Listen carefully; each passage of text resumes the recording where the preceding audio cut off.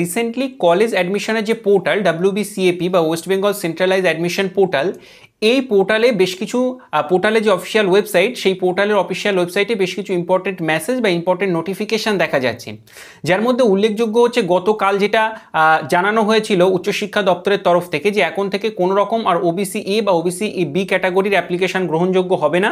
যারা ইতিমধ্যে OBC A বা OBC B ক্যাটাগরিতে অ্যাপ্লাই করেছে তাদেরকে পুনরায় জেনারেল মোডে আর কি অ্যাপ্লিকেশানটাকে রিসাবমিট করতে হবে। সেই অনুযায়ী বা সেই লক্ষ্যেই কিন্তু ওয়েবসাইটটা আজ সকাল থেকে মানে গতকাল থেকে মেনটেনেন্সের আন্ডারে চলে গেছিলো এবং আজ দুপুর 2টো নাগাদ ওয়েবসাইটটা খুলেছে।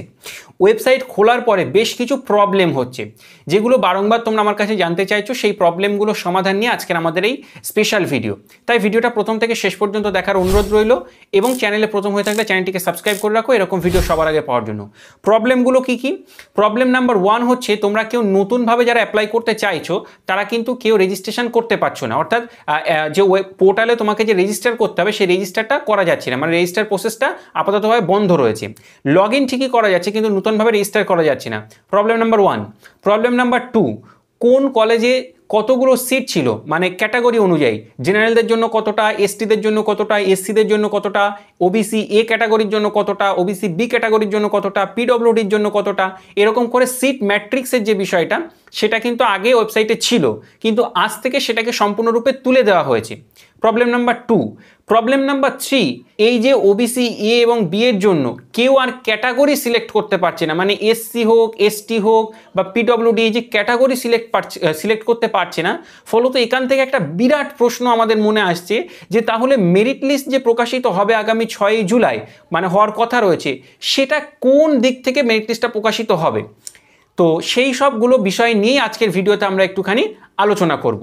প্রথমেই বলি কোন কলেজে কতগুলো সিট ছিল। এই যে সিট ম্যাট্রিক্স, এটা কিন্তু আগে WBCAP যে অফিসিয়াল ওয়েবসাইট রয়েছে সেই পোর্টালে গিয়ে, ওয়েবসাইটে গিয়ে যদি আমরা ডিস্ট্রিক্ট নেম আর কোর্স নেম আর কলেজের নেম এই 3টে দিয়ে সার্চ করতাম, তাহলে কিন্তু সেখানে আমাদের সামনে ওই কলেজের নামের নিচে মানে কলেজের যে নাম রয়েছে সেই কলেজের নামের নিচে 5টা করে শো করতো, উইন্ডো শো করতো।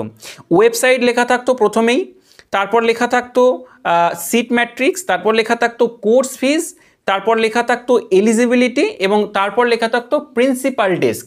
কিন্তু এখান থেকে দুটো জিনিসটাকে পুরোপুরি খুব বুদ্ধিমত্তার সহিত চালাকি করেই একরকম বলা ভালো উড়িয়ে দেওয়া হয়েছে। কি কি না, 1 নম্বর হচ্ছে সিট ম্যাট্রিক্স, দ্বিতীয়ত হচ্ছে এলিজিবিলিটি। এবার সিট ম্যাট্রিক্সের বিষয়টা অনেকেই বুঝবে না, কিন্তু এই সিট ম্যাট্রিক্সটা কিন্তু ভীষণ প্রয়োজন। কারণ ধরে নাও তুমি একটা কলেজে অ্যাপ্লাই করবে, তুমি কোনো একটা ক্যাটাগরির স্টুডেন্ট, ধরে নাও আমি SC বা ST ধরে নিচ্ছি। এবার SC বা STদের জন্য কতগুলো সিট সেই কলেজে বরাদ্দ রয়েছে সেটা যদি না জানো তাহলে তুমি কিভাবে বুঝবে? যেমন বেথুন কলেজে যদি আমি কথা বলি, সেখানে সাইকোলজি বিভাগ বলো বা অন্য কোনো বিভাগের তুলনামূলকভাবে সিট সংখ্যা কম থাকে। এবার তোমার মার্কস অনুযায়ী সিট সংখ্যা কত রয়েছে, এই যে একটা কম্বিনেশন, এটা দেখে তো একটা বোঝা যেত যে তুমি সেই মার্কসে অ্যাপ্লাই করলে তুমি চান্স পাওয়ার সম্ভাবনা রয়েছে কিনা। তারপরে এই যে এলিজিবিলিটির বিষয়টা তোমাকে ওখানে দেখিয়ে দিত যে তুমি কতটা এলিজিবল ওই কলেজে চান্সেস পাওয়ার জন্য, সেগুলোও কিন্তু এখানে আর নেই। আর দ্বিতীয় যে প্রবলেম হচ্ছে রেজিস্টারের প্রবলেম, যেহেতু সার্ভারে একটু কাজ হয়েছে তাই সার্ভারের একটু প্রবলেম হচ্ছে, রাতের দিকে বারবার বলবো চেষ্টা করো। আর তৃতীয় যে প্রবলেমটা রয়েছে, প্রবলেম হচ্ছে OBC A এবং OBC B ক্যাটাগরি স্টুডেন্টকে নিয়ে, তাও যারা 2010-এর পরে অন্তর্ভুক্ত হয়েছে, মানে 2010 থেকে 2012 এর মধ্যে, এদের নিয়ে প্রবলেম। কিন্তু 2010-এর আগে যে 66টা জনজাতি ছিল তারা কিন্তু মানে 66টা যারা OBC A বা OBC B ভুক্ত ছিল তাদের কিন্তু কোনো সমস্যা নেই, তারা কিন্তু 100 আউট অফ 100 ভ্যালিড, তারা বৈধ। প্রবলেম হচ্ছে 2010 থেকে 2012-এর মধ্যে যে জাতিগুলো অ্যাড করা হয়েছিল OBC A বা B-তে তাদের নিয়ে। কিন্তু এদের জন্য আলটিমেট দেখা যাচ্ছে কোনো ক্যাটাগরি স্টুডেন্টরাই এই কলেজে অ্যাপ্লিকেশনের সময় তাদের ক্যাটাগরিটাকে সিলেক্ট করতে পারছে না। আমার প্রশ্ন হলো OBCদের নিয়ে প্রবলেম বা সমস্যা যাই বলুন, কিন্তু SC বা STরা কেন এই সুবিধা থেকে বঞ্চিত হবে? তারা তো এই সুবিধা, তাদের যে রিজার্ভেশন ফ্যাসিলিটিস রয়েছে অর্থাৎ কোটা সংরক্ষণের যে সুবিধা, তারা তো এটা পাওয়ার যোগ্যতা রাখে। ঠিক আছে, তাহলে এই OBC A এবং OBC B নিয়ে প্রবলেমের দরুন কেন সেই আর কি ST আর SCদেরও ক্যাটাগরি সিলেক্ট করতে দেওয়া হবে না? এটা তো মেনে নেওয়া যায় না। মানে কি বলবো, এমন একটা প্রবলেমে পড়ে গেছে উচ্চশিক্ষা দপ্তর যে আজ খুব বুদ্ধিমত্তার সহিত খুব চালাকি করে কিন্তু এই যে সিট ম্যাট্রিক্সটাকে তুলে দিয়েছে। কিন্তু বিরাট একটা প্রবলেমে পড়বে যেদিন কলেজের মেরিট লিস্ট প্রকাশ হবে। মেরিট লিস্ট তো হ্যাপাজেটলি প্রকাশ করতে পারবে না যে সব জেনারেল স্টুডেন্ট বলে তো হবে না, কারণ প্রত্যেকটা কলেজ প্রত্যেকটি ইউনিভার্সিটিতে ST SC general OBC A OBC B প্রতিটা যারা আর কি বিভিন্ন ক্যাটাগরিতে রয়েছে ক্যাটাগরি অনুযায়ী সিট রিজার্ভেশন থাকে, সংরক্ষণ থাকে। তাহলে সবাইকে তো জেনারেল দেওয়া যাবে না, বা সবাইকে যদি জেনারেল দেয়ও তাহলে কোটার সিটগুলো তো ব্ল্যাঙ্ক থেকে যাবে না, তো এই ব্ল্যাঙ্ক রেখে তো আর কোনো কিছু হবে না। তো সেই ক্ষেত্রে দাঁড়িয়ে আগামী 4ই জুলাই 4ঠা জুলাই কিন্তু একটা সুপ্রিম কোর্টের শুনানির কথা রয়েছে কলকাতা হাইকোর্টে। সেই কলকাতা হাইকোর্টে সেই শুনানির পরই আমরা ফাইনাল জানতে পারবো যে আদেও মেরিট লিস্ট প্রকাশিত হবে কি হবে না।